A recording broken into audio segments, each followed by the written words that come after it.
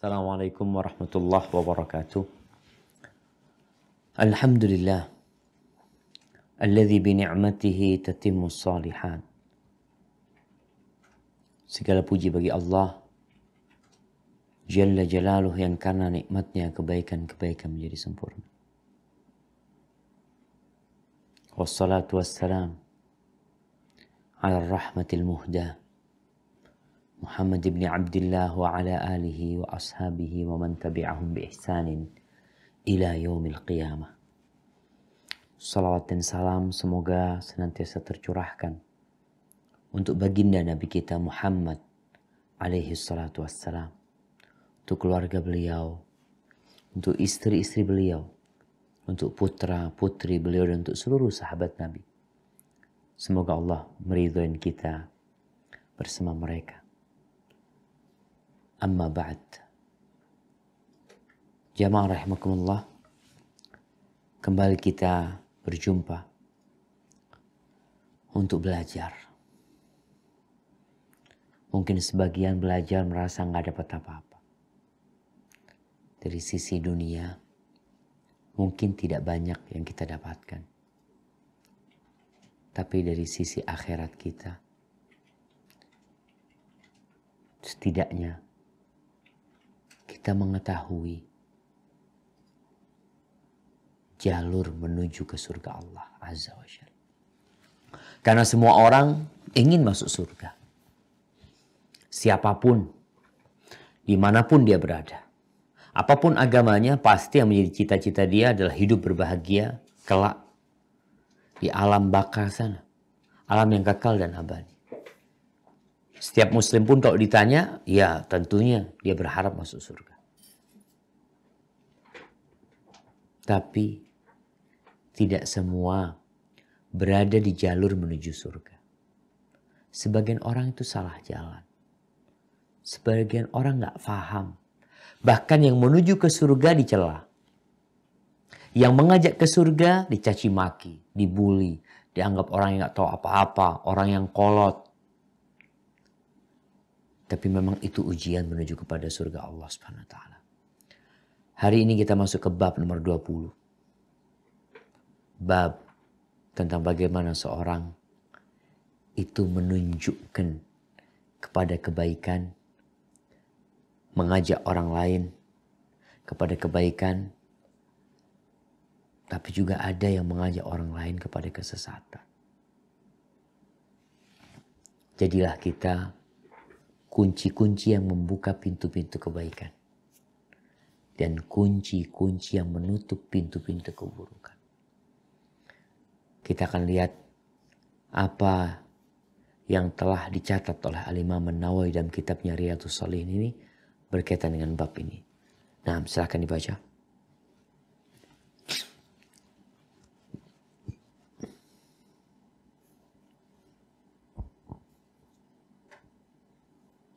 Bab 20, memberi petunjuk kepada kebaikan dan mengajak kepada kebenaran atau kesesatan. Quran Surat Al-Qasas ayat 87. Surat apa? Oh, taib. Nah. Surat Al-Qasas. Enggak, bukan surat Al-Qasas ya, afwan. Ini memang ada dua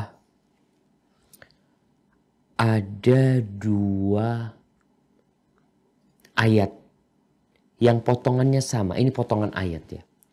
Di surat Al-Qasas ayat 87. Cuma kalau Anda lihat di buku aslinya dan di buku Syekh bin Utsaimin, itu surat Al-Hajj ayat 67. Al-Hajj ayat 67.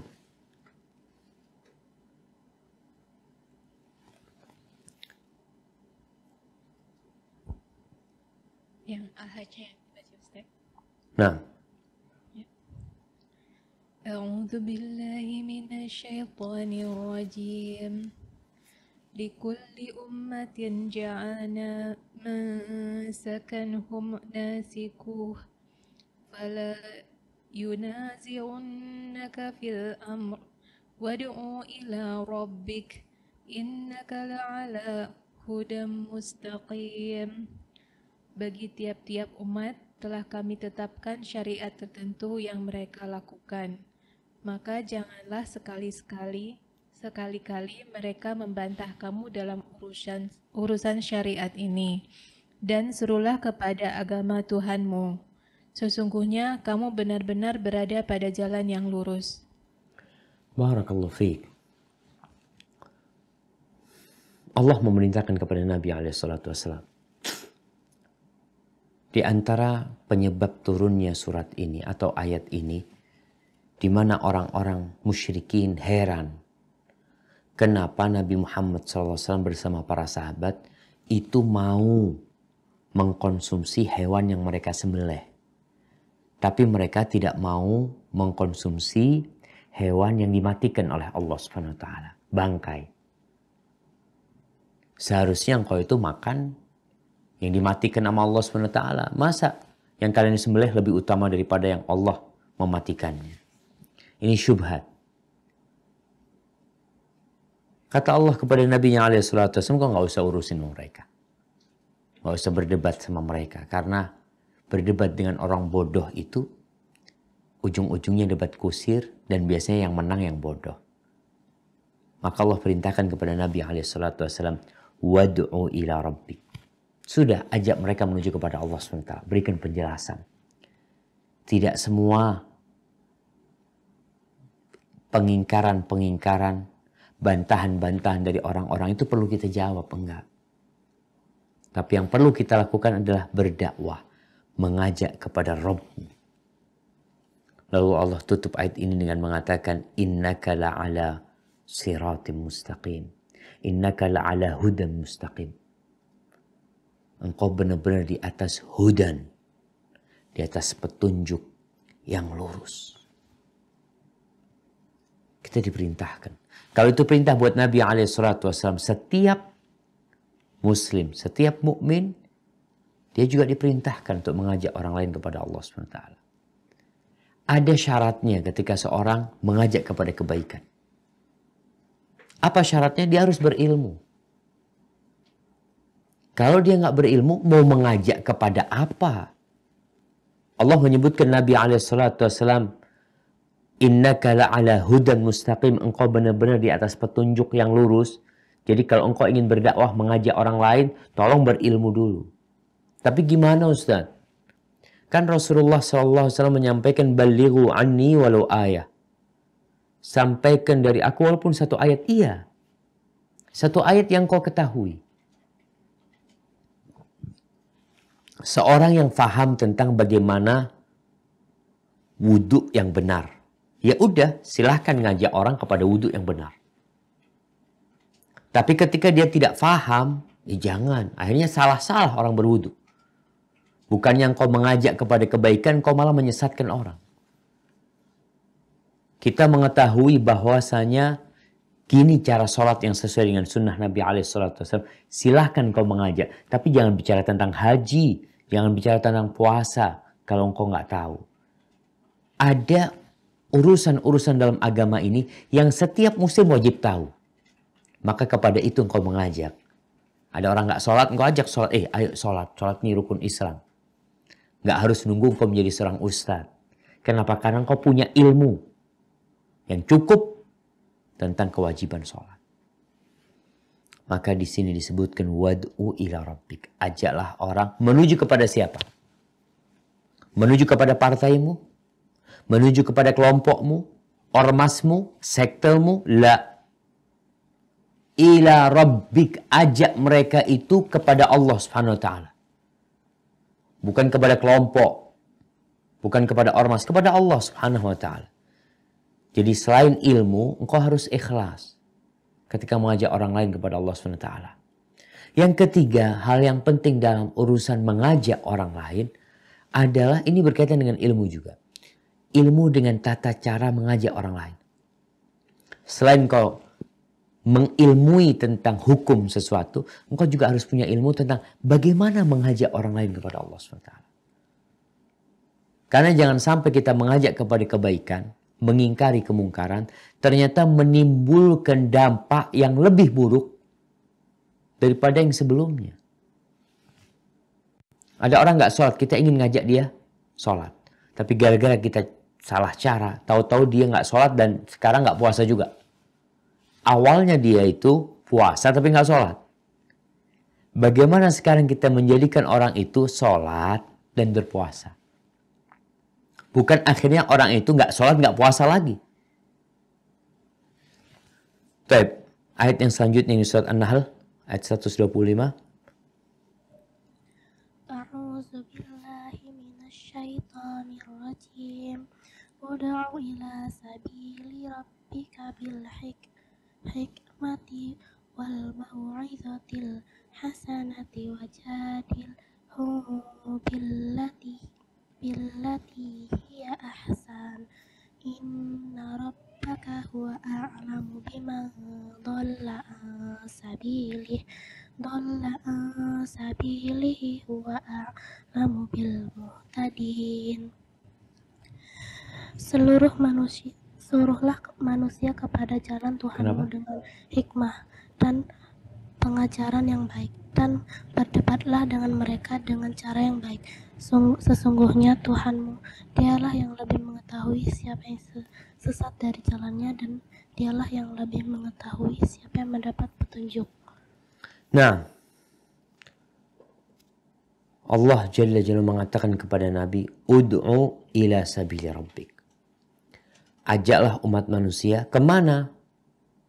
Kepada jalan Rabbmu. Jelas nih. Mengajak orang kepada jalan Allah. Karena inilah jalan yang mengantarkan kepada keridhaannya. Sekali lagi, kalau bicara dakwah, kita melihat hampir semua sekte memiliki misi.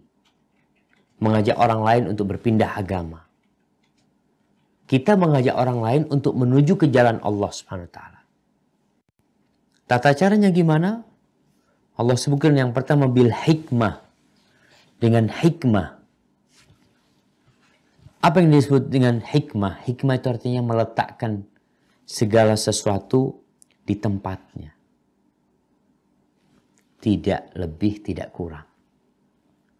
Itu hikmah.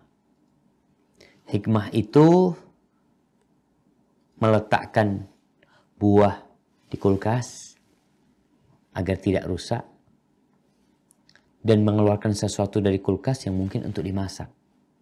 Itu hikmah. Jadi meletakkan sesuatu di tempatnya itu hikmah. Memposisikan setiap orang sesuai dengan jabatan sosial dia, kedudukan dia di masyarakat, itu hikmah. Kemudian tidak menyatukan cara berbicara sama orang, itu hikmah. Tidak mendakwain mereka dengan satu cara, itu hikmah. Karena sebagian orang mendakwain orang lain dengan satu cara. Ini atasan, ini bawahan, beda caranya.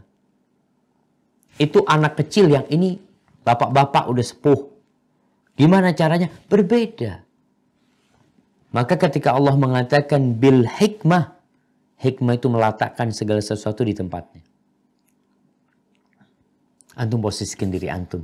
Ketika berbicara dengan seorang presiden berbeda dengan ketika berbicara dengan seorang kepala desa. Berbincang dengan anak muda yang taat dan dengan anak muda yang jahat, beda cara berbicaranya. Dan Rasulullah SAW telah melakukan hal itu dalam mendakwain umat manusia. Terkadang beliau mengangkat suaranya keras. Terkadang beliau marah. Terkadang beliau dengan senyum. Ada seorang yang kencing di masjid. Dibiarin sama Nabi SAW. Jauh, baru didakwain. Ada pemuda yang minta izin berzina kepada Nabi SAW. Nabi berusaha untuk mendekatkan anak muda itu kepada Nabi SAW. Untuk diajak bicara dari hati ke hati. Agar mata dan mata terus berpandangan. Dengan harapan anak muda itu berubah. Dan sukses dakwah Rasulullah SAW. Bil hikmah. Wal mau'izatil hasanah. Mau'izah. Apa mau'izah hasanah? Mau'izah hasanah ini adalah mengingatkan orang lain dengan peringatan yang berbalut bujukan-bujukan. Apa istilahnya? Tawaran-tawaran kepada mereka dengan surga Allah SWT dan ancaman-ancaman buat orang nggak taat. Jadi mau'izah hasanah, nasihat yang baik itu adalah nasihat yang mengajak orang kepada kebaikan dengan menjelaskan iming-iming yang ditawarkan. Dan juga dengan menjelaskan kepada mereka ancaman yang akan diberikan kepada orang-orang yang tidak mau menerima kebenaran tersebut. Wajadilhum billati hi ahsan. Cara yang ketiga, jidal, dialog, debat. Tapi dengan cara yang paling baik. Dengan cara yang lebih baik. Karena jidal ini perlu persiapan khusus. Dialog ini. Beberapa, astagfirullahaladzim ya. Akhir-akhir ini kita sering melihat adanya perdebatan. Ada debat capres, ada debat tim suksesi, ada debat tiap partai, macam-macam lah. Dan Anda perhatikan memang debat ini memerlukan billati hiya ahsan. Ada orang yang cepat emosional. Ketika dia berdialog, dialognya jadi nggak membuahkan hasil. Nggak boleh kau dialog, kau duduk di rumah sana. Merusak nantinya. Ini dalam urusan politik. Apalagi dalam urusan agama. Seorang yang berdebat itu orang yang punya ilmu yang matang, punya adab yang mulia, dan punya niat yang baik. Niatnya bukan untuk menunjukkan posisi dia lebih pintar dari lawannya, bukan. Untuk mengajak orang lain kepada kebaikan. Jadi tujuannya tetap ila sabili rabbik, mengajak mereka kepada jalan Allah Azza wa Jalla. Tapi Allah lalu katakan, inna rabbaka huwa a'lamu biman dhalla an sabili. Allah tuh lebih tahu siapa yang tersesat dalam kehidupan ini. Artinya engkau nggak perlu maksa. Ketika mendakwain orang lain, kemudian orang itu tidak mau menerima dakwahmu. Orang itu menolak, orang itu marah-marah. Engkau nggak perlu sedih. Kenapa? Kita ini hanya bisa mengajak. Adapun urusan hidayah milik Allah SWT. Dan Allah lebih tahu siapa yang pantas mendapatkan petunjuk. Kita nggak bisa mendikte Allah. Allah kenapa fulan kok nggak dikasih petunjuk? Fulan kok dikasih petunjuk? Allah lebih tahu siapa yang paling pantas mendapatkan petunjuk. Siapa yang hatinya memang baik yang sedang mencari jalan menuju Allah SWT. Jadi intinya ada perintah untuk berdakwah. Tapi tetap kepada ilmu dan dengan ilmu. Supaya dakwah kita tidak malah menimbulkan kekacauan yang lebih dahsyat. Contoh nih ya. Allah Subhanahu wa taala melarang kita untuk mencaci maki tuhan-tuhan orang kafir. Padahal yang seharusnya kita rendahkan tuhan-tuhan mereka, berhala-berhala mereka. Kenapa? Karena ditakutkan kalau kita nanti mencaci maki tuhan-tuhan mereka, yang ada mereka balik mencaci maki Allah Subhanahu wa taala. Padahal membuat orang-orang kafir itu jengkel kepada kita tanpa menzalimi mereka, itu termasuk maksud agar mereka dapat hidayah, sadar dengan apa yang mereka lakukan. Tapi kalau ternyata menimbulkan kemungkaran yang lebih dahsyat, Allah larang. Ini kembali kepada hikmah. Mau'izah hasanah, berjidal dengan cara yang baik. Barakallahu fikum. Baik, ayat yang selanjutnya.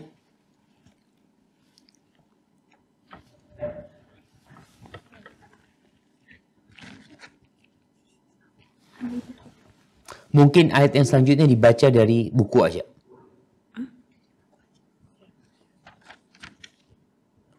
Dari buku. Soalnya ayatnya cukup panjang ini. Nah.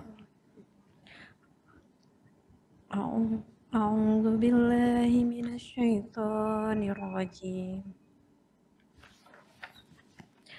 Ya ayyuhallazina amanu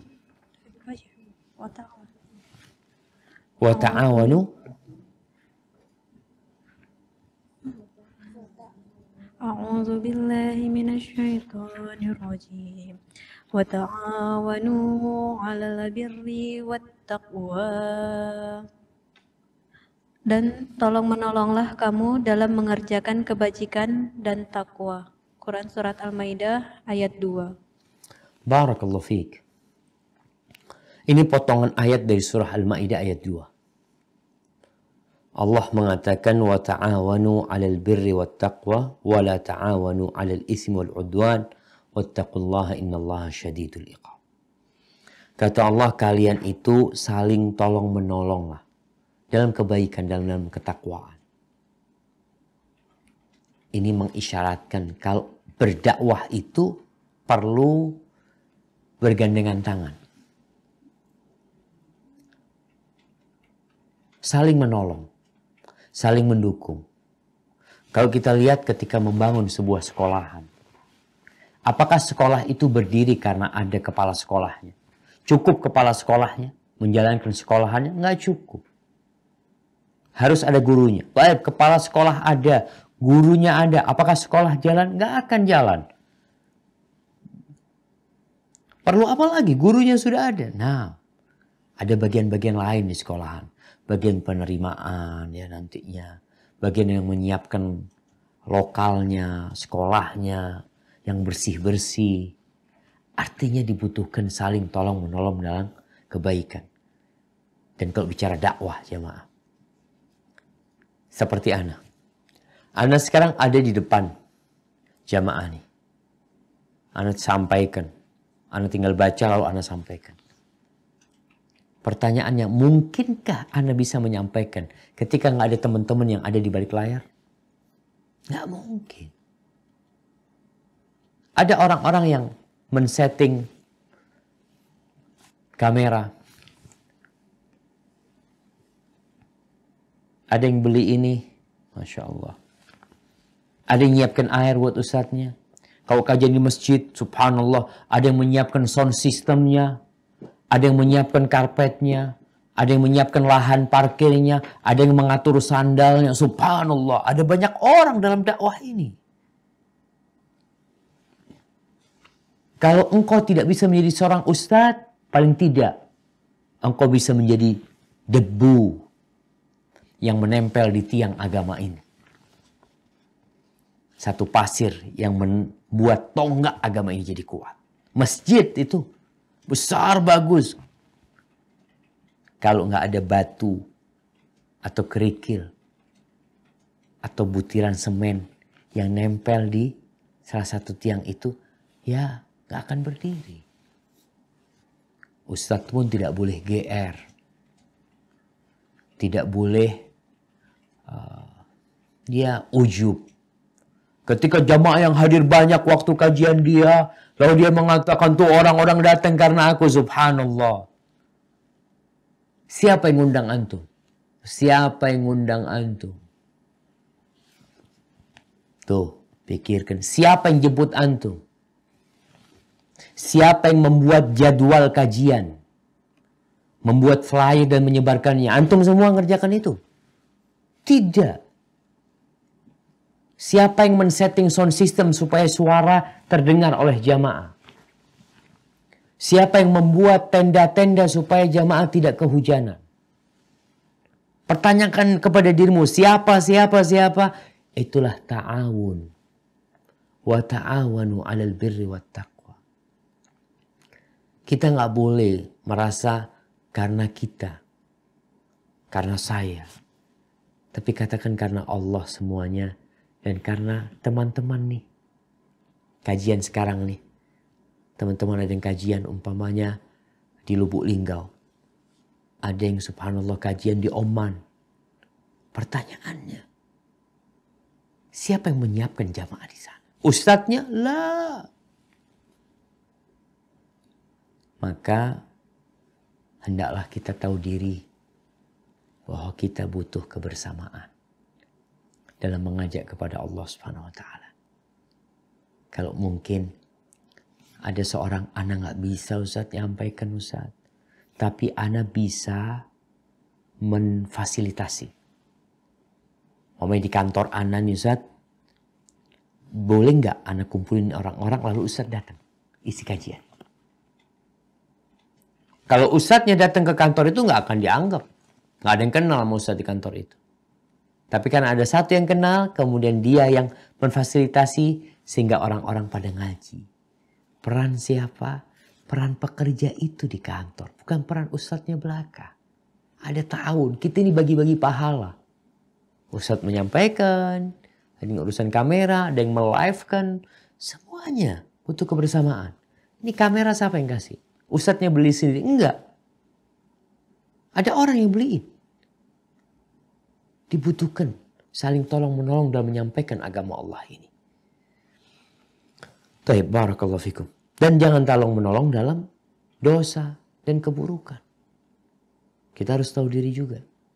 Ada orang yang mengajak orang lain kepada keburukan. Ayo jadi panitia kemaksiatan. Maka tinggalkan yang seperti itu. Barakallahu fiik. Taib, ayat yang terakhir dibaca dari Al-Quran Karim, ayat di surah Al-Imran ayat 104.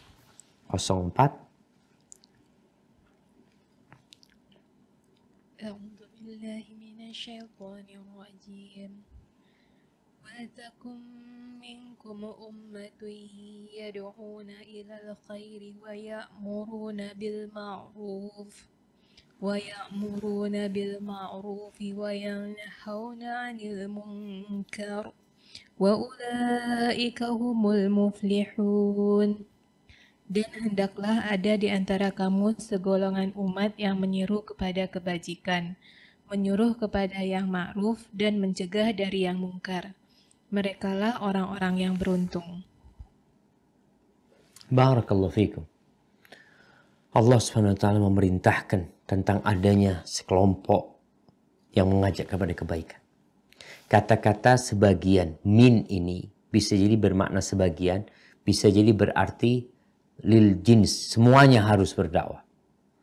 Makanya sebagian ulama mengatakan kewajiban berdakwah ini kewajiban semua. Artinya setiap muslim itu wajib berdakwah. Yang alim dan yang jahil. Kok bisa Ustaz? Yang jahil nggak boleh lah berdakwah. Yang alim dan yang awam wajib. Yang alim mendakwain manusia agar mereka menuju kepada Allah Azza wa Jalla dengan ilmunya. Tapi orang awam, gimana dia berdakwah orang awam Ustaz? Ya orang awam kan punya ilmu juga. Hal-hal yang memang nggak boleh dia nggak tahu. Kewajiban sholat dia tahu. Kewajiban puasa dia tahu. Kewajiban haji dia tahu. Kewajiban zakat dia tahu. Dia lihat temannya kaya raya nggak pernah bayar zakat. Dia sampaikan. Engkau harus menyampaikan. Wajib. Wajib. Kalau belum ada yang menyampaikan. Kalau sudah ada yang memberi nasihat, selesai. Jadi fardu kifayah. Tapi kalau nggak ada, sedangkan engkau tahu dia melakukan yang haram, maka engkau tegur dia. Allah sebutkan hendaklah ada sekelompok manusia yang mengajak kepada kebaikan. Nggak semuanya harus jadi ustadz. Tapi ustadz harus mendakwain semuanya. Yad'una ilal khair. Mengajak kepada kebaikan kepada Islam ini. Wa ya'muruna bil ma'ruf wa yanhauna 'anil munkar. Memerintahkan kepada yang ma'ruf dan mencegah kemungkaran. Orang tua melihat anaknya melakukan kemungkaran. Nggak sholat anaknya. Nggak ada dalih buat dia mengatakan saya bukan ustadz. Yang berdakwah itu kan orang yang alim ustadz. Saya nggak punya ilmu, saya nggak pernah ke pesantren, saya nggak pernah ngaji. Tapi engkau tahu kan, meninggalkan sholat itu dosa besar. Iya tahu, ya, kenapa kau biarkan anakmu tidak melakukan itu? Maka ingat, perintah berdakwah ini perintah untuk semuanya. Yang alim mengajak dengan ilmunya dan kepada ilmunya yang dia telah pelajari. Orang yang awam, dia mengajak orang lain kepada apa yang dia ketahui. Perkara-perkara yang semua muslim wajib tahu. Tapi dengan cara yang baik. Kalau dia ditanya tentang sesuatu hukum yang dia nggak paham, katakan wallahu a'lam, nggak tahu. Kalau memang babnya engkau bab jahil dalam itu, katakan nggak tahu. Saya cuma paham tentang masalah wudhu ini. Ya sudah, ajak orang kepada apa yang kau ketahui. Jadi ini perintah. Kembali lagi ada kebersamaan, ya, ada kegiatan-kegiatan yang memang tidak bisa dilakukan sendirian. Dan al-ukhuwah al-islamiyah di antara umat Islam harus dijaga. Ketika ada perbedaan, fa in tanaza'tum fi syai' farudduhu ila Allah wa Rasul. Seperti yang sudah kita bahas. Kalau ada perbedaan pendapat, maka kembalikan kepada Allah dan Rasulnya. Taib, barakallahu fiik. Ini yang berkaitan dengan kita punya kewajiban mengajak kepada kebaikan. Kemudian jamaah, tolonglah ketika kita mengajak kepada kebaikan, ini termasuk adab seorang yang mengajak kebaikan, hendaklah dia mengamalkannya terlebih dahulu. Jangan sampai dia mengajak orang kepada kebaikan, dia sendiri nggak ada di sana. Pernah ada seorang, ya beberapa kali yang ceritakan, mungkin seorang wanita yang suaminya guru agama di SMA, lulusan perguruan tinggi Islam, tapi suaminya nggak sholat, dia katakan. Terus dia ngajar agama, sekedar ngajar cari fulus. Na'udzubillah min dzalik. Rasul sallallahu alaihi wasallam mengatakan, yu'ta birrajuli yaumal qiyamah. Ada seorang yang datangkan pada hari kiamat, fayulqa finnar, kemudian dilemparkan ke dalam neraka. Sampai ke neraka dia itu ususnya terburai.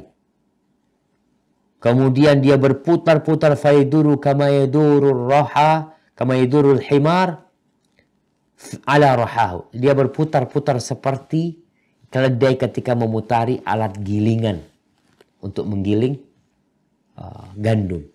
Mutar-mutar, dia kesakitan. Penghuni neraka kumpul. Heran ini kok ada azabnya yang berbeda dengan mereka.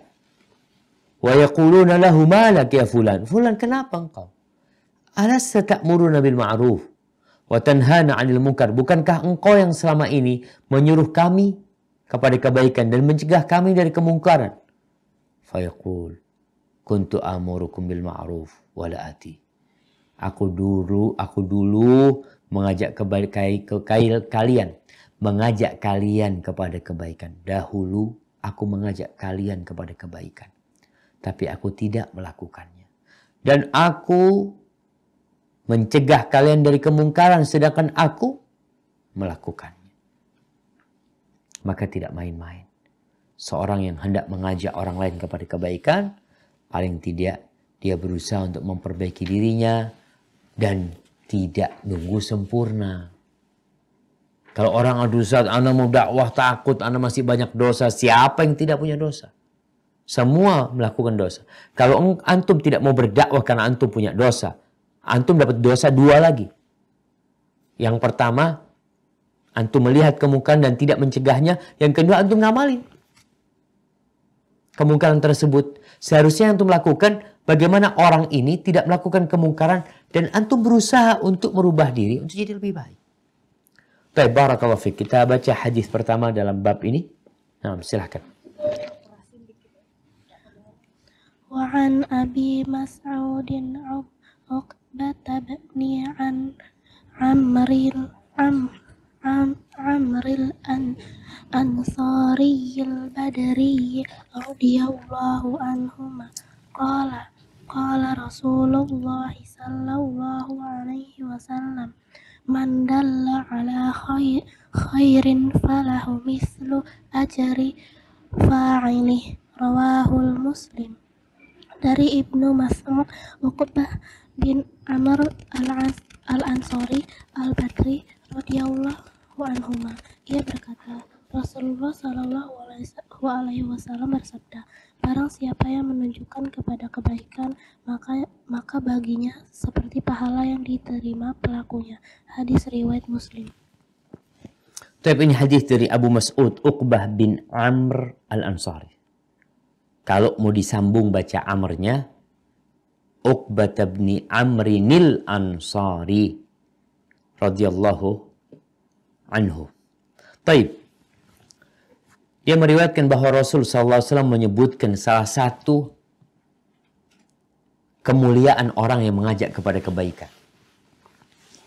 Kata Nabi SAW, man dalla ala khairin falahu mithlu ajri fa'ili.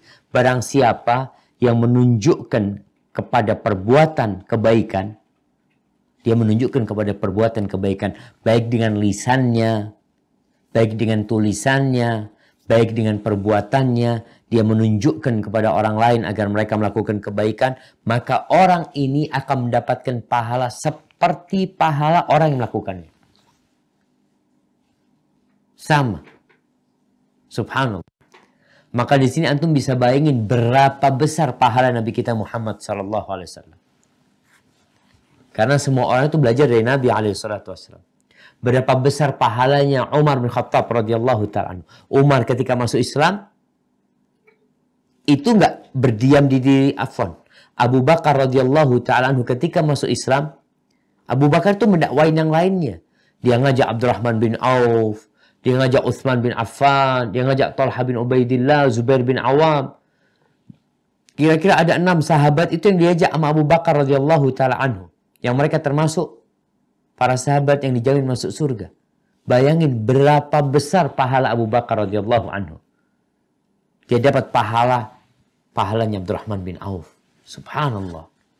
Maka jangan meremehkan urusan dakwah ini. Urusan mengajak orang lain kepada kebaikan. Akan mendapatkan pahala yang sama dengan pahala orang yang melakukan. Contoh mungkin. Sholat duha. Ada orang tanya sama antum, aduh aneh lagi susah. Antum coba sholat duha lah. 2 rakaat, 4 rakaat. Karena ada hadis yang menjelaskan Allah akan jamin kehidupan orang tersebut di hari itu.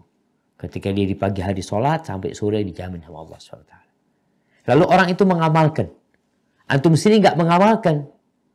Karena satu dan lain sebabnya antum ingin mengamalkan tapi belum bisa karena kesibukan. Antum dapat pahala sholat duha.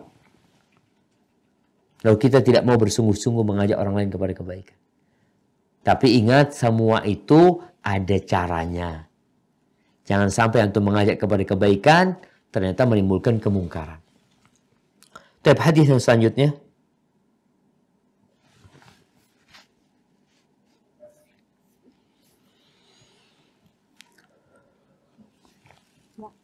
Wa'an Abi Hurairah radhiyallahu anhu anna Rasulullah sallallahu alaihi wasallam qala man da'a ila hudan kana lahu minal ajri mislu ujuri man tabi'ahu la yanqusu dzalika min ujurihim syai'a wa man da'a ila dolalatin kana alaihi minal ismi mislu sami man tabi'ahu la yanqusu dzalika min samihim syai'a. Rawahul Muslim. Dari Abu Hurairah radhiyallahu anhu bahwa Rasulullah shallallahu alaihi wasallam bersabda, barang siapa yang menyeru kepada petunjuk, maka bagi dirinya seperti pahala yang didapat oleh orang yang mengikutinya, tanpa sedikit pun mengurangi pahala-pahala mereka. Dan barang siapa yang menyuruh kepada kesesatan, maka baginya seperti dosa orang yang mengikutinya, tanpa sedikit pun mengurangi dosa-dosa mereka. Hadis riwayat Muslim. Allahu Akbar. Man da'a ila hudan. Barang siapa yang menyeru kepada petunjuk. Berarti dia punya ilmu. Nggak sembarangan orang berdakwah. Jadi kalau ada orang berdakwah, nggak punya ilmu, yang ada dia bisa menyesatkan, padahal dia ingin memberikan petunjuk kepada orang. Siapa yang mengajak kepada petunjuk, maka dia akan dapat pahala. Seperti pahala orang yang ikut petunjuk tersebut. Tanpa dikurangi. Tanpa mengurangi pahala orang yang mengamalkan hal itu. Antum hanya mengajak orang lain untuk mengatakan subhanallah wa bihamdihi subhanallahil azim. Masih ingat kisah seorang lelaki yang Masya Allah. Ketika dia duduk di masjid, dia dengar seorang syekh berceramah tentang keutamaan subhanallah wa bihamdihi subhanallahil azim.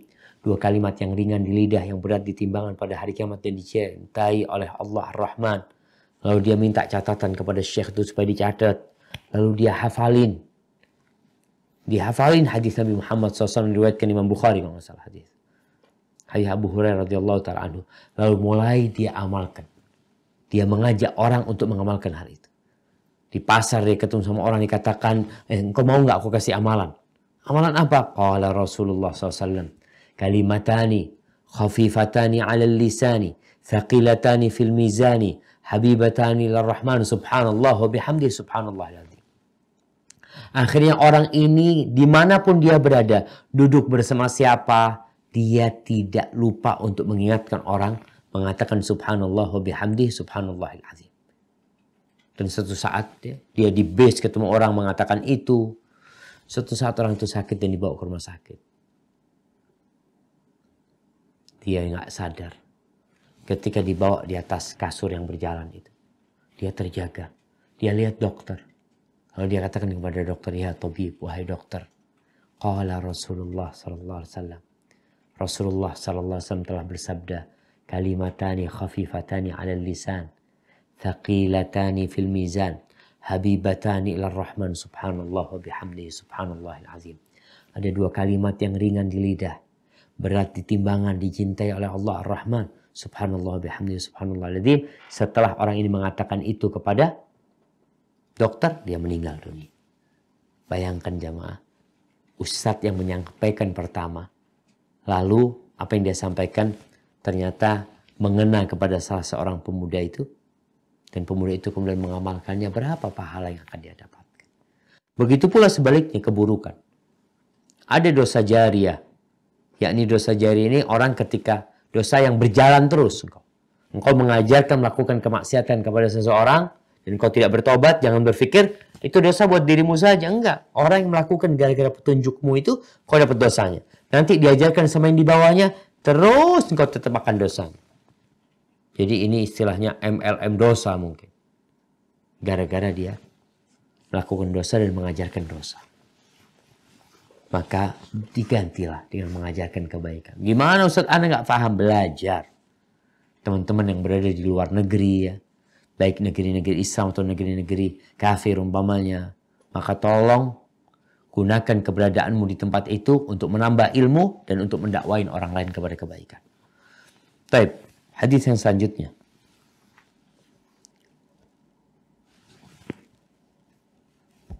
Hadis nomor 175.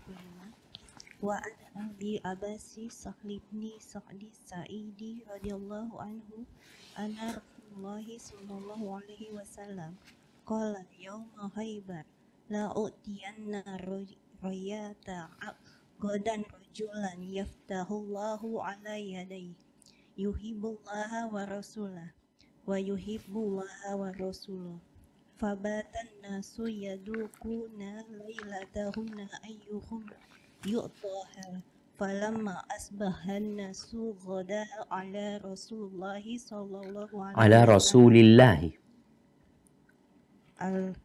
ala Rasulillahi sallallahu alaihi wasallam kulluhum yarju ayyataha faqala aina Ali ibn Abi Talibi fakila ya Rasulullahi huwa yastaki ainaihi qala fa arsilu ilaihi fa atiya bi fa bassaqa Rasulullahi sallallahu alaihi wasallam fi ainaihi wa da'a lahu fa barra'a hatta ka'allam yaquf bihi waja'u fa atahu rayata fa qala Ali radhiyallahu anhu ya Rasulullahi aku tiluhum hatta yakunu Uqatiluhum.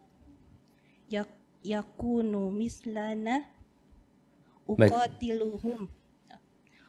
uqatiluhum hatta yakunu mislana faqala unfuz ala rislika hatta tanzila bisahatihim thumma da'uhum ilal islam wa akhirhum bima yajibu alaihim min haqqillahi ta'ala fihi fa wallahi la ayahdiyallahu bika rajulan wahidan khairul laka min humrin na'am muttafaqun alaih.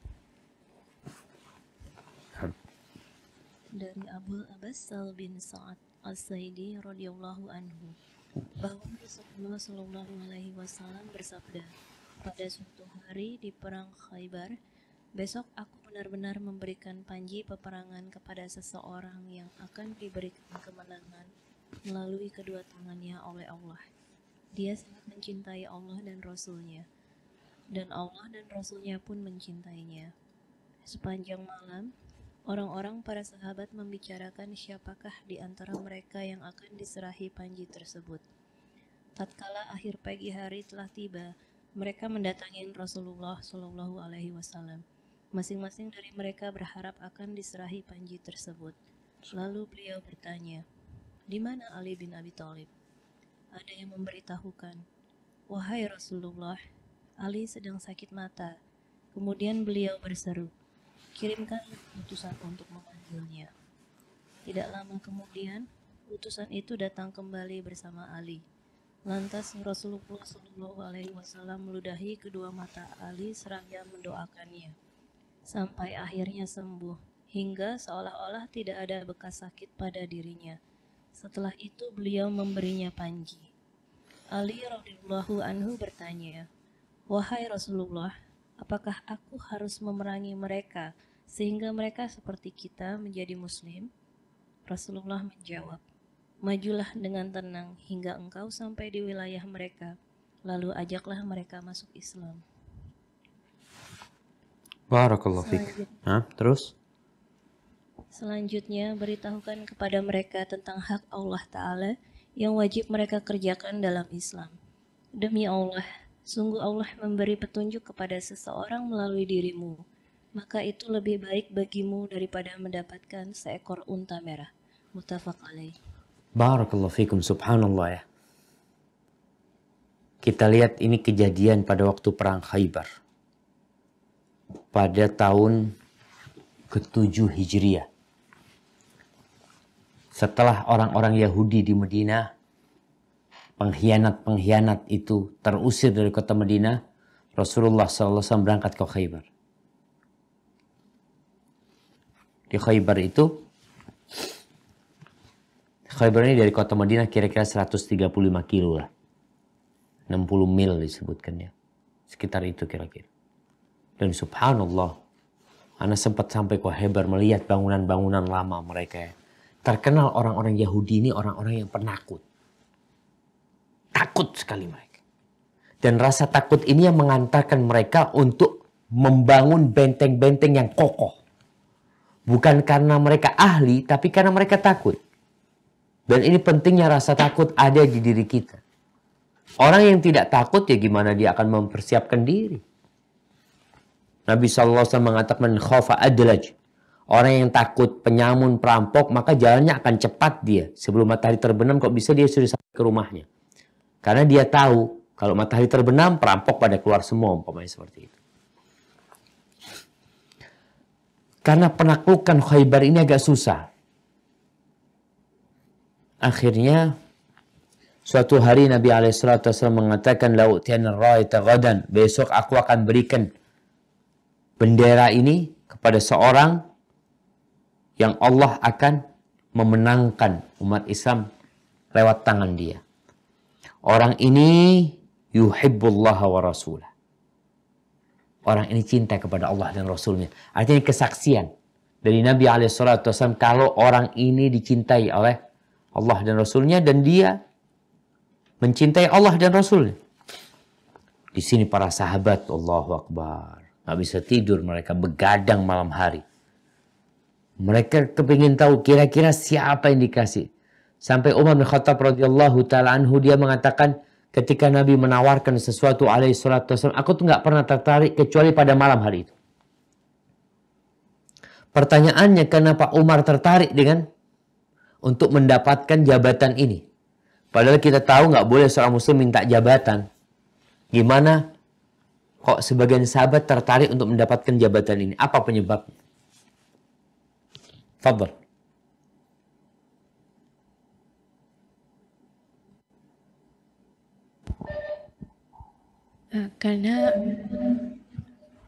Karena Rasul menyebutkan bahwa orang tersebut mencintai Allah dan Rasulnya dan Allah dan Rasulnya juga mencintainya. Barakallahu fiik. Nah, itu penyebabnya. Ada sebuah kesaksian dari Allah buat orang ini. Mereka bukan berebut untuk menjadi panglimanya, bukan. Berebut untuk menaklukkan musuh, bukan. Tapi mereka berebut supaya termasuk orang yang dicintai oleh Allah dan Rasulnya. Bukan berarti yang lain tidak dicintai oleh Allah dan Rasulnya. Tapi Nabi SAW ketika itu mengatakan, bendera ini besok aku akan berikan kepada orang tersebut. Akhirnya di pagi hari para sahabat datang menjumpai Nabi SAW. Nggak ada yang kebayang akan diberikan kepada Ali bin Abi Thalib. Karena Ali kemarin sedang sakit dia memang.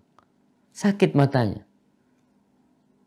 Maka Rasul SAW ketika tanya, Aina Ali ibn Abi Talib? Kemana Ali bin Abi Talib? Mereka mengatakan, Yashtaki ainai. Huwa yashtaki ainai ya Rasulullah. Matanya sedang sakit, wahai Rasul SAW. Kedua matanya lagi sakit. Maka Nabi SAW meminta agar ada orang yang menjemput Ali bin Abi Talib. Dibawa Ali bin Abi Talib, menantu Nabi SAW. Kemudian dikasih bendera. Didoakan pertama mata yang sakit, didoakan sama Nabi SAW, ditiup, akhirnya Ali nggak sakit lagi.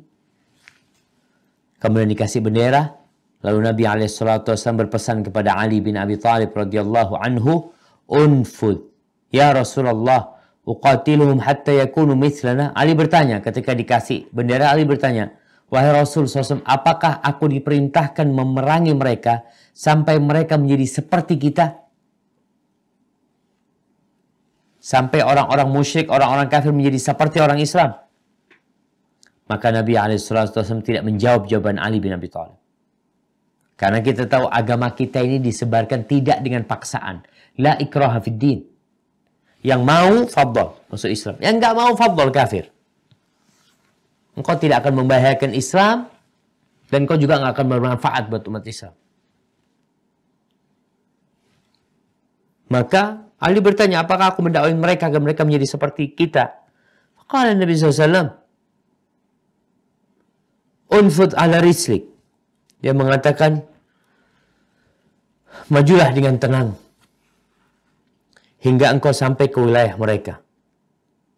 Disuruh maju dengan tenang sampai ke wilayah mereka. Setelah itu apa? Perangi mereka, bantai mereka, lemparkan anak panahmu kepada mereka, tebaskan pedangmu kepada mereka. La. Nabi SAW mengatakan, Thummad uhum ilal Islam.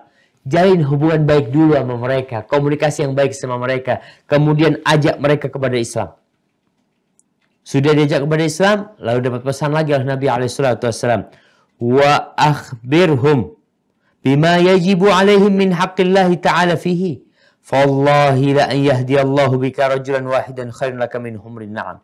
Kata Nabi SAW, sampaikan kepada mereka apa yang Allah wajibkan kepada mereka. Demi Allah, kata sahabat meriwayatkan hadis ini. Afwan, Rasul SAW mengatakan kepada Ali bin Abi Talib, Wallahi Ali, demi Allah ya Ali, la yahdiyallahu bika rajulan wahid. Engkau dapat hidayah, bukan engkau dapat hidayah, engkau bisa menjadi perantara hidayah.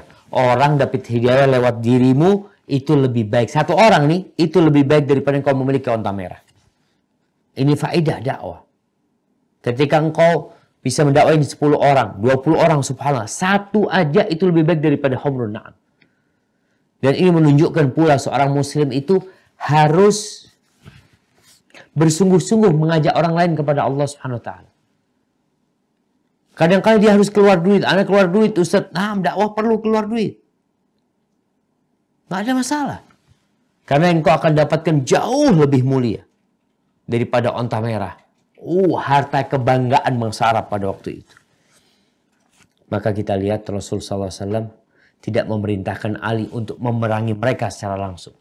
Dan bagi orang-orang yang masih menuduh Islam tersebar dengan kekerasan, baca sejarah. Bagaimana Nabi kita Muhammad SAW mengajak orang-orang itu kepada Allah SWT. Bagaimana para sahabat Nabi ketika mengajak orang-orang kepada Allah. Dan terbukti bahwasanya Islam tidak tersebar dengan pedang. Ketika sebuah negeri ditaklukkan oleh Islam, mereka nggak wajib masuk Islam semuanya. Nggak ada kewajiban untuk masuk Islam. Yang Nasara tetap Nasara, yang Yahudi tetap Yahudi. Tapi ada keterikatan sebagai masyarakat majmuk di dalam kota tersebut. Nah, jadi ingat, lebih baik daripada onta merah. Jadi kalau anti bisa mendakwain seseorang yang nggak puasa di kelas, kasih tahu ini udah mau Ramadan ya, ayolah puasa. Kemudian orang itu jadi puasa, engkau dapat pahala yang besar sekali, bahkan lebih baik daripada engkau mendapatkan hadiah sebuah Ferrari. Barakallahu fikum. Baik, hadis yang selanjutnya. Hadis nomor 176. Wa an Anasin radhiyallahu anhu anna fatan min aslama qala ya Rasulallahi inni uridul ghuswa wa laysa ma'ima atajahazu bihi qala i'ti fulanan fa innahu qad kana tajahaza famarido fa'atahu faqala inna Rasulullahi sallallahu alaihi wasallam Allahumma shalli wa sallim.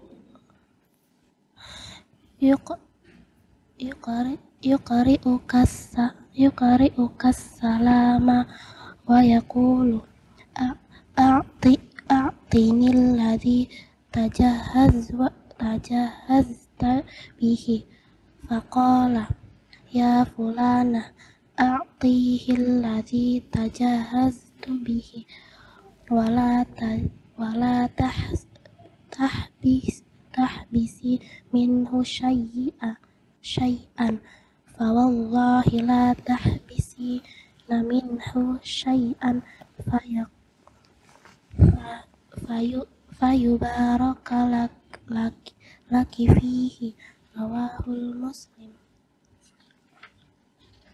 Dari Anas radhiyallahu anhu bahwa seorang pemuda dari suku Aslam berkata, "Wahai Rasulullah, sesungguhnya aku ingin ikut berperang, tapi aku tidak mempunyai bekal untuknya." Mendengar perkataan pemuda ini, beliau lantas bersabda, "Datanglah kepada Fulan, karena dia telah mempersiapkan bekal untuk perang, namun tiba-tiba menderita sakit." Maka dia segera mendatangi Fulan seraya berkata, "Sesungguhnya Rasulullah menyampaikan salam kepadamu." Kemudian pemuda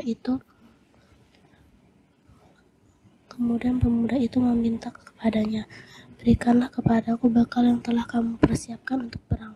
Setelah itu, orang tersebut, Fulan tadi berkata, "Hai Fulanah, istriku, berikanlah bekal yang telah aku persiapkan itu kepada dia, dan jangan kamu menyisakannya walaupun sedikit. Demi Allah, tidaklah kamu menyiapkan sedikit pun dari bekal yang telah aku siapkan itu, hingga dengan demikian ia akan membawa berkah bagimu." Hadis riwayat Muslim. Barakallahu fiik, subhanallah jamaah. Yang menunjukkan kepada kebaikan akan mendapatkan kebaikan tersebut. Ini kejadian di masa Nabi SAW ketika seorang sahabat datang menjumpai Nabi SAW mengatakan, "Ya Rasulullah, aku ingin perang tapi nggak punya bekal Nabi. Nggak bisa berangkat aku ini. Nggak punya bekal. Menuntut ilmu butuh bekal dan butuh biaya. Orang-orang sekolah belajar, biayanya besar. Kadang-kala korban perasaan karena harus meletakkan anak di tempat yang jauh. Mau berjihad di jalan Allah juga butuh modal besar. Maka usahakan setiap muslim itu ekonominya kuat. Jangan mengandalkan hanya menjadi seorang pegawai. Berusaha untuk menjadi pengusaha. Maka kita lihat pemuda ini nggak bisa berangkat jihad. Karena nggak punya apa-apa. Lalu kata Nabi SAW, "Iti fulanan." Engkau datang ke rumahnya Fulan. Fulan itu sakit. Mungkin Nabi SAW sudah selesai menjenguk dia. Fulan itu sudah siap untuk berangkat perang, berjihad di jalan Allah, tapi bekalnya, udah ada bekalnya semua siap, tapi orangnya yang sakit. Berangkatlah orang ini. Bayangkan, yang menunjukkan siapa Nabi SAW. Nabi akan dapat pahala pemuda ini yang berangkat jihad. Lalu, datanglah anak muda ini menjumpai orang tadi yang sakit. Faqala, lalu dia sampaikan Rasulullah SAW kirim salam kepadamu. Dan dia berkata, "Berikan kepadaku apa yang sudah kau persiapkan untuk berperang." Lalu sang suami mengatakan, yang sakit mengatakan, "Fulana, ya Fulana." Wahai istriku, kata dia, berikan kepada dia ini semua yang sudah aku persiapkan untuk berangkat jihad. Jangan ada yang disisakan. Subhanallah. Tegas sekali suaminya mengatakan, jangan ada yang disisakan. Fawallahi, demi Allah, tidaklah engkau la tahbisina minhu syai'an. Tidaklah engkau menyimpan sesuatu yang akhirnya akan hilang berkah dari sana. Hilang berkah itu. Maka kita lihat Rasulullah SAW nggak punya bekal, tapi beliau ngasih tahu. Itu pun dapat pahala orang yang berjihad di jalan Allah SWT. Lalu kenapa kita pelit untuk menunjukkan kepada jalan kebaikan? Di beberapa kota besar jamaah ya, itu ada orang-orang yang tidak mau berbagi informasi. Ada orang tersesat bertanya, mana jalan menuju Surabaya? Oh, tinggal lurus, belok kanan, lampu merah kedua, belok kiri. Padahal salah semuanya. Karena rasa hasud dia atau sakit hati dia kepada orang yang memiliki mobil. Maka ingat, engkau menunjukkan. Hanya menunjukkan. Ini loh, di sini loh tempatnya. Berangkat ke tempatnya fulan. Engkau akan mendapatkan pahala seperti orang yang mengamal. Lalu kita masih bermalas-malasan untuk mengajak orang kepada kebaikan. Barakallahu fikum.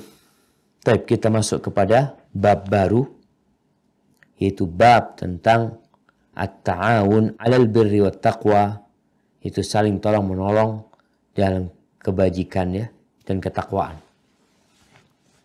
Nah, silahkan. A'udzu billahi minasyaitonirrajim. Bismillahirrahmanirrahim. Wa ta'awanu 'alal birri wat taqwa. 'Alal birri wat taqwa. Wat taqwa. Wat taqwa. Wat taqwa. Nah, Dan tolong menolonglah kalian dalam mengerjakan kebajikan dan takwa. nah, ayat ini tadi udah kita bahas. Ini sesuai dengan temanya, itu tolong menolong dalam kebaikan dan ketakwaan. Gotong royong ya. Membangun negeri ini itu butuh kerjasama. Dalam kebaikan dan dalam ketakwaan. Kalau Anda dengar ya, subhanallah ya. Yang ditangkepin oleh KPK, yang jual beli jabatan. Kenapa akhirnya ada perguruan tinggi Islam itu yang tidak berkualitas. Ada lembaga-lembaga yang tidak berkualitas. Karena pejabatnya itu bukan orang yang profesional. Bukan orang yang punya kredibilitas sebagai pemimpin. Tapi siapa yang mau bayar maka bisa. Itu bukan tolong-menolong dalam kebaikan. Seharusnya kita menolong dalam kebaikan. Kita lihat orang ini kayaknya bagus untuk duduk di tempat ini. Kita jadikan di tempat ini. Duduk di sana. Tanpa bayar, tanpa apa. Subhanallah. Kalau orang itu ternyata betul bisa memberikan manfaat kepada umat, antum dapat pahalanya. Karena antum yang menolong. Ada yang menolong dengan hartanya. Ada yang menolong dengan dengan kekuatannya, mengangkatkan barang orang. Ada yang menolong dengan lisannya, ada yang menolong dengan kedudukan jabatan sosial dia di masyarakat, dia menolong dengan itu. Ada orang nggak punya pekerjaan ya, lalu kita bantu untuk masukkan dia ke sebuah perusahaan tanpa minta uang. Karena semua sekarang ini, subhanallah, urusannya fulus. Calo-calo. Mereka kadang-kala bukan malah menolong, malah menyembelih orang yang minta tolong sama dia. Seharusnya dia berusaha untuk menolong. Oke lah, dapat keuntungan sedikit. Yang penting Anda bisa menolong orang tersebut. Nah, baik. Lanjutkan.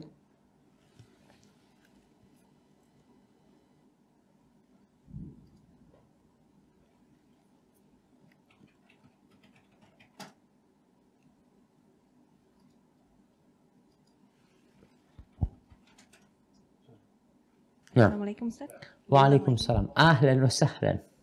Naam, tafadhali. A'udzu billahi minasyaitonir rajim. Bismillahirrahmanirrahim. Wal asr innal insana lafi khusrin illal ladzina amanu wa amilus solihati wa tawasaw bil haqqi wa tawasaw bis sabr. Demi masa, sungguh manusia berada dalam kerugian, kecuali orang-orang yang beriman dan mengerjakan kebajikan serta saling menasihati untuk kebenaran dan saling menasihati untuk kesabaran. Quran Surat Al-Asr, Surat 103 ayat 1-3. Subhanallah jemaah. Di surat Al-Asr ini, di sini ada ucapan Imam Syafi'i mengatakan yang artinya, Innan nas au aktsarahum fi ghaflatin an tadabburi hadhihi surah. Sesungguhnya manusia atau kebanyakan manusia itu mereka lalai dari mentadabburi, merenungkan, memikirkan surat ini. Dalam ucapan Imam Syafi'i yang lain mengatakan, "Lau ma anzalallahu hujjatan ala khalqihi illa hadhihi surah lakafathum." Andai kata Allah tidak menurunkan kepada hambanya, kepada umat manusia ini, kecuali surat ini, itu sudah cukup sebagai hujjah atas mereka. Kenapa? Ini menunjukkan tentang keagungan surat ini yang kebanyakan kita lalai. Allah mengatakan wal asri, demi waktu asar atau demi masa. Allah bersumpah wal fajri, demi fajar, wal duha, demi waktu duha, wal asri, demi waktu asar atau demi masa. Beliau mengatakan innal insana lafi khusrin, sesungguhnya manusia semuanya tanpa terkecuali itu berada dalam kerugian. Semuanya. Ana, antum semuanya, siapapun. Mau presiden, mau wakilnya, mau gubernur, mau orang-orang biasa. Mau orang paling kaya di dunia, semuanya dalam kerugian. Illalladzina amanu, kecuali orang-orang yang beriman. Ini syarat pertama engkau kalau ingin keluar dari kerugian. Kita ini semua sedang berdagang. Kita ini sedang berjalan, dagang, orang dagang itu bisa untung, bisa rugi.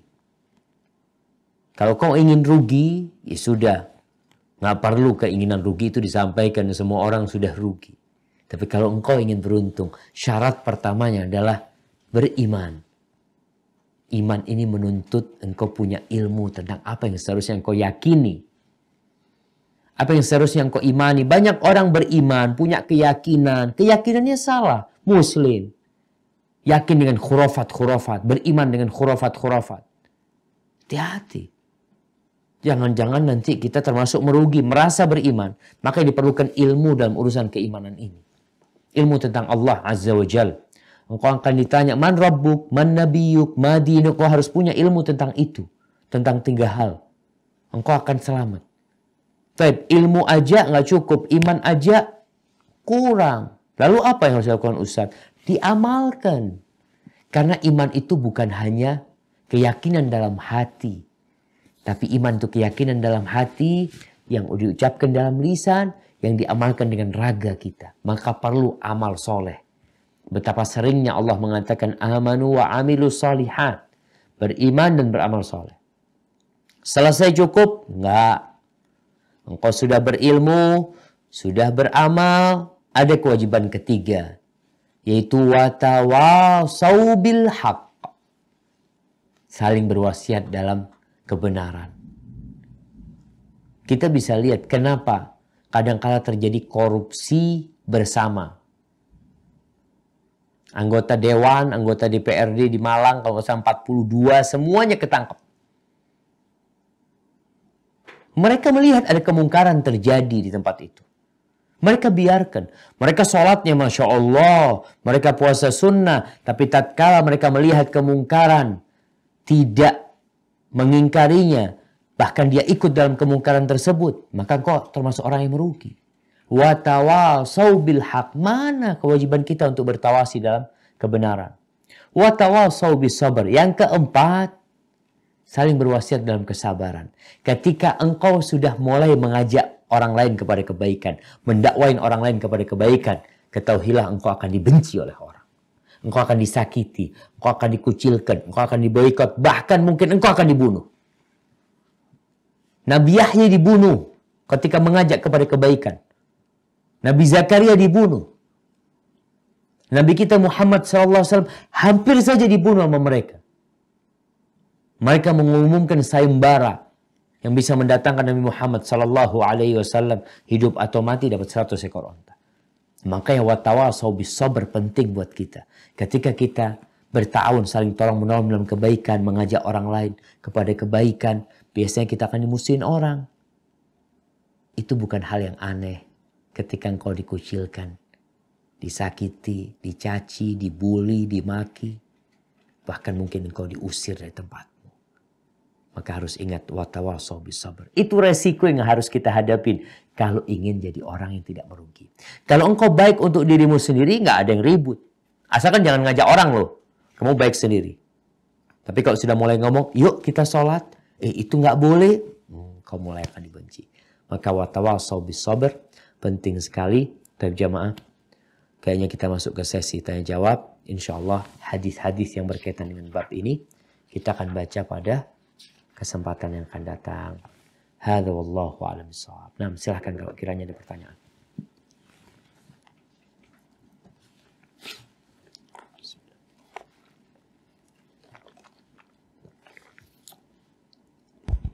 Ya Ustaz, dari Muskak dulu ada pertanyaan ini titipan. Siap.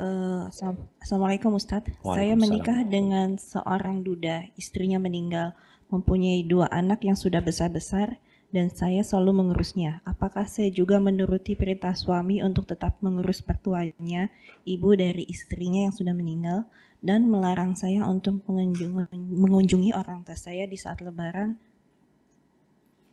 Nah, Mohon nasihatnya Ustaz. iya subhanallah jamaah. Pernikahan itu dibangun di atas adanya kecocokan. Adanya saling memahami. Gak ada yang sempurna. Kalau tadi pertanyaannya apakah anti punya kewajiban mengurusin kedua anaknya? Iya. Kalau mengurusin mertuanya suami, mertua dulu artinya nenek dari 2 orang itu dari pihak ibunya, ya nggak harus. Tapi kita kan kalau bisa kita membantu. Karena kita diperintahkan untuk berbuat baik. Bukan hanya kepada keluarga kita, kepada binatang pun kita berbuat baik.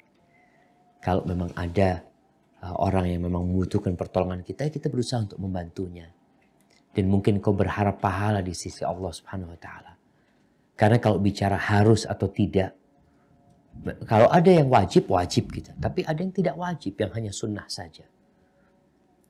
Maka di sini kita harus perhatikan. Ketika suami minta tolong kepada kita, kita berusaha untuk menolong.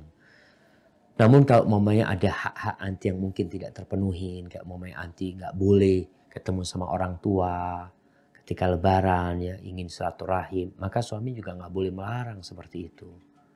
Karena engkau sudah dikasih anaknya yang merawat anak-anakmu, maka paling tidak engkau membantu istrimu untuk berbakti kepada orang tuanya.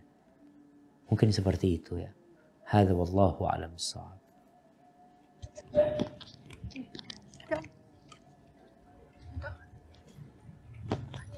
Nah, silahkan. Prabu Muli belum ada Ustaz. Siap. Prabu Muli kayaknya udah pinter semua. Assalamualaikum warahmatullahi wabarakatuh. Waalaikumsalam warahmatullahi wabarakatuh. Ustadz, yang pertama saya mau bertanya, bagaimana kita memperbaiki dosa jariah kita, Ustadz? Karena sebelum memakai hijab, banyak sekali seperti foto yang beredar di sosial media. Bagaimana cara memperbaiki itu, Ustadz? Yang kedua, ada titipan pertanyaan, Ustadz. Bagaimana adab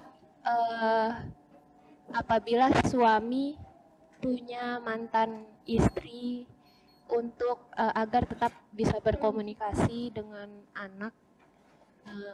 anaknya, Ustaz, yang baik. Terima kasih, Ustaz. Afan barusan yang kedua, istri punya maksud saya mantan. ada adab antara suami dan mantan istrinya yang bercerai, Ustaz.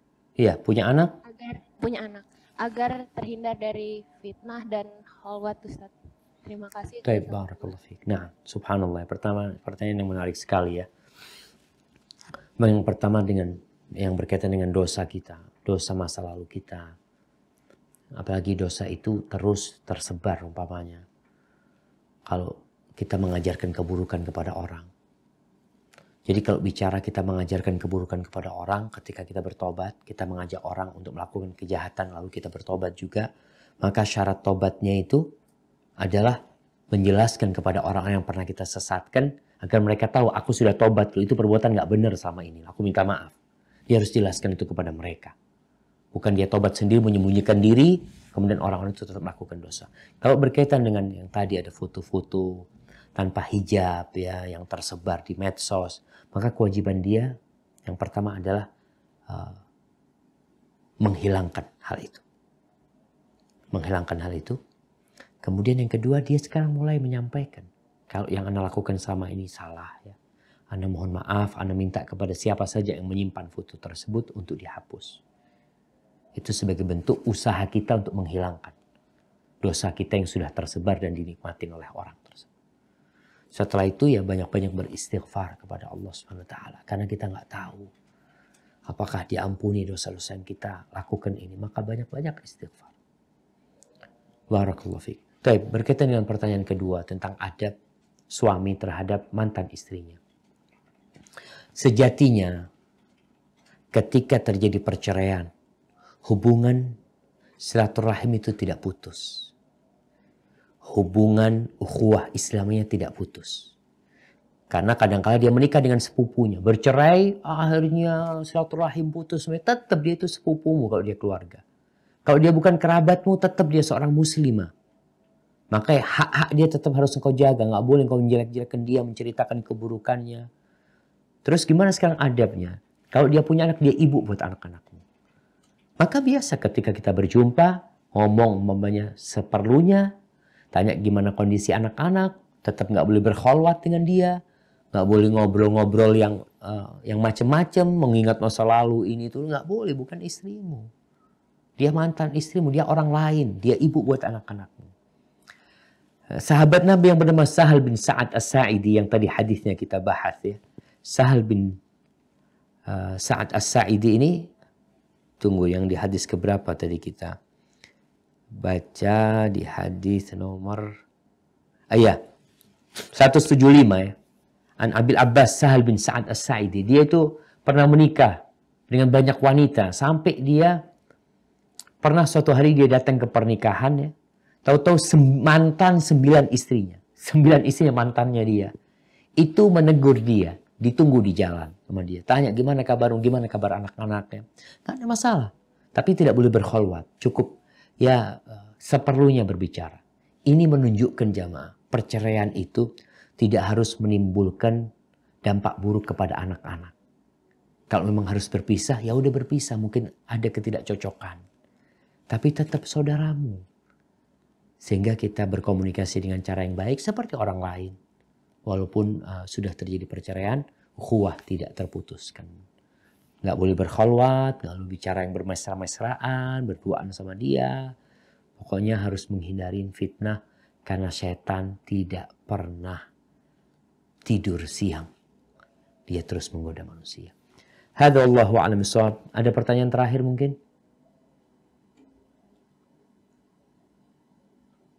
Dua pertanyaan dari Muskat ya Ustaz? Iya. Bismillahirrahmanirrahim. Assalamualaikum warahmatullahi wabarakatuh Ustaz. Waalaikumsalam warahmatullahi wabarakatuh. Ada salah satu dari keluarga terdekat saya yang mempunyai bisnis di pendidikan yang kebetulan sudah berdiri yayasan SMK Farmasi mau 5 tahun yang lalu. Setiap tahun itu mendapat bantuan dari Dinas Pendidikan Pusat. Entah awalnya saya tidak tahu caranya, sehingga setiap tahun itu ditawarkan dari pusat bantuan. Dari setiap apa yang diprogramkan itu selalu ada kesempatan. Misalkan seperti membuat laboratorium farmasi, lapangan olahraga dan lain-lain setiap tahun. Tetapi anggaran yang diberikan dari pusat itu turunnya ke saudara saya itu sudah terpotong 20%. Saya sudah peringatkan agar menyudahi, mungkin ada tidak halal atau barang yang kurang tidak baik jalannya untuk mendapatkan rezeki itu, sehingga mungkin tidak barokah dalam ke sekolah pembangunan tersebut. Bagaimana caranya Pak Ustadz apakah sikap saya itu benar untuk mengatakan tidak melanjutkan atau tidak menurutin ambisinya untuk sukses di bidang pembangunannya. Gitu. Terima kasih. Wassalamualaikum warahmatullahi wabarakatuh. Waalaikumsalam warahmatullahi wabarakatuh. Iya jemaah. Jadi kadangkala korupsi yang terjadi itu ada peran di rakyat juga. Rakyat yang apa istilahnya, yang ikut serta dalam korupsi tersebut. Kita tahu. Jadi kalau tadi umpamanya yang berkaitan dengan potongan 20%. Kalau potongan 20% itu memang sistem pemerintah memang memberlakukan hal itu ya, sebagai administrasi macam-macam ini itu, uangnya turun 80% dan itu diketahui oleh semua dan itu tidak ada masalah secara pemerintahan, maka nggak ada masalah, silahkan. Tapi kalau ternyata itu kejahatan, jadi pemerintah tahu itu kejahatan. Kalau ketahuan KPK akan ditangkap. Sekolahnya akan ditangkap juga yang menerima hal itu. Maka itu menjadi tindak kejahatan yang harus disudahi. Dan kita berusaha untuk menjaga negeri ini bersama-sama.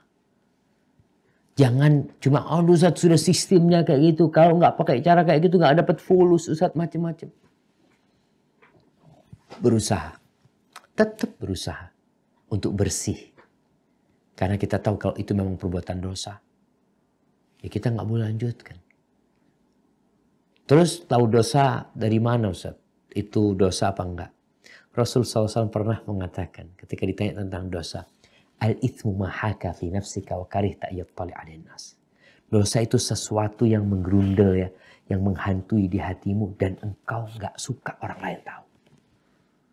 Itu dosa.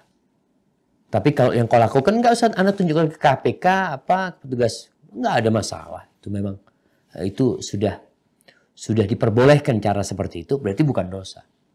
Tapi kalau ternyata engkau lakukan dengan cara sembunyi-sembunyi dan engkau bertanda tangan di situ, subhanallah, kita telah membantu terjadinya penghancuran terhadap negeri kita sendiri.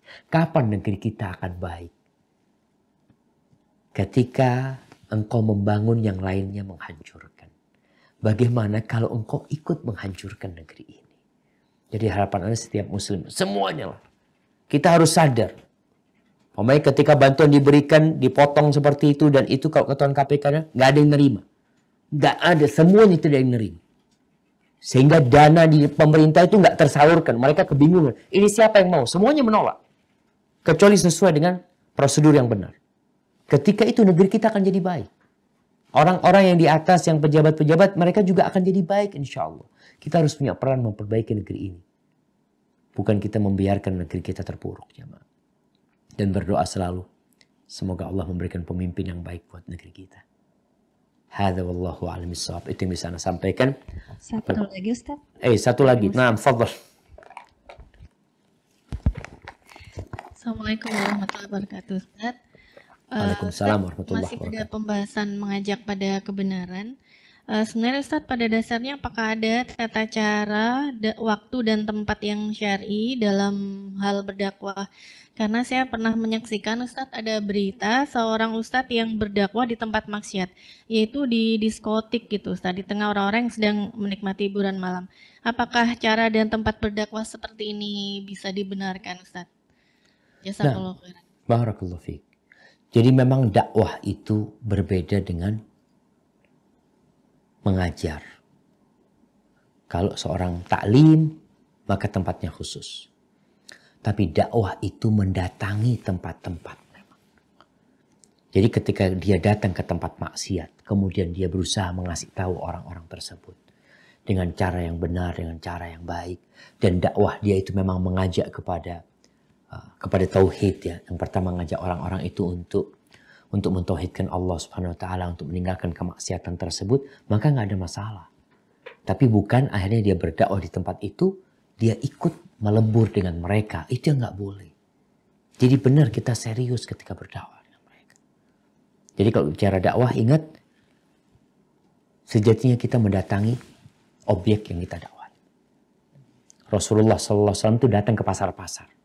Datang ke tempat orang-orang untuk mendakwahi mereka. Jadi kalau memang ada kesempatan untuk mendakwain mereka di sana. Dan kita juga mampu ya punya kemampuan secara ilmu agama yang kuat, yang cukup, bukan hanya membawa semangat. Akhirnya sampai sana engkau melihat kemaksiatan di sana, bukan engkau mendakwain mereka, engkau didakwain sama mereka. Karena di situ memang tempat kemaksiatan, yang seharusnya di tempat kemaksiatan itu babnya memang bab nahi mungkar, mengingkari. Mengingkari itu yang pertama memang mengingkari dengan tangan. Kalau mampu dengan kekuatan. Kita ambil polisi, pamong praja ya, untuk mengingkari kemungkaran yang terjadi di sana, di hotel-hotel, di tempat kemaksiatan. Nggak apa-apa. Ada kekuatan dari pemerintah yang membantu. Antum dengan ilmunya ketika dikumpulin, sampaikan, didakwain mereka. Jadi kalau bicara dakwah, beda dengan kajian, dengan majelis ilmu. Tapi dakwah itu lebih memang mengajak orang. Di tempat maksiat kita mengingkari kemungkaran mereka. Yang tadi kalau mampu dengan tangan kita, nggak mampu maka dengan lisan kita, nggak mampu maka dengan hati kita. Konsekuensi orang yang mengingkari dengan hatinya adalah meninggalkan tempat kemaksiatan tersebut. Tidak berada di tempat itu dia. Maka perlu diperhatikan masalah ini. Jadi tidak sembarangan. Oh, ana mau dakwah ke tempat maksiat, mengingkari kemaksiatan tersebut. Oke, dengan lisan boleh. Tapi kalau engkau perlu kekuatan, maka di sini harus ada kekuatan penguasa dan pemerintahan dalam hal ini. Hadza wallahu a'lam bishawab ya. Itu yang bisa saya sampaikan. Sampai berjumpa kembali. Semoga senantiasa dalam lindungan ilahi. Wassalamualaikum warahmatullahi wabarakatuh.